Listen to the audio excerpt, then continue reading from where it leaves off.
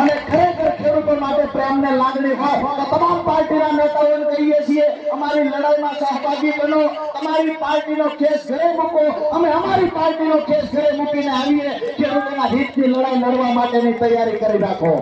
અમે તમને ફૂલ હારથી તમારું સન્માન કરીશું, આવકારશું અને જાહેરમાં વખાણ કરીશું। અહીંયાથી ભાજપનો 30 વર્ષથી મૂડીમાં બેઠેલા નેતાને પણ કહીએ છીએ એક વખત અત્યાર સુધી કરેલા પાપને ધોવા માટે એક વખત ખેડૂતોની લડાઈમાં સહભાગી બનો અને ગામડે ગામડે ભાજપના નેતાઓ, ગામડે ગામડે તાલુકામાં ચૂંટાયેલા નેતા, જિલ્લામાં ચૂંટાયેલા નેતા તમામને કહીએ છીએ અમારા જગતના બાપ માટે એક વખત અમારી લડાઈમાં જોડાઈ જાઓ। જ્યારે પાણી અમારા ગામડે ખેતરે પહોંચશે આખી જિંદગી તમારા વખાણ અમે કરીશું ને આ પણ ખાતરી આપવા માટે આવ્યો છું।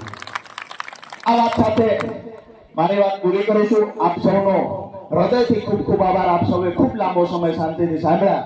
આવનાર સમયમાં જ્યારે પણ હાકલ કરીએ કે ખરેખર હવે જરૂર છે, દરેક ખેડૂતોએ બહાર નીકળવાનું છે, ત્યારે ટ્રેક્ટર હોય તો ટ્રેક્ટર, યુટિલિટી હોય તો યુટિલિટી અને છકડો હોય તો છકડો, જ્યાં પણ હાકલ કરીએ ત્યાં પહોંચી જવાની તૈયારી રાખજો।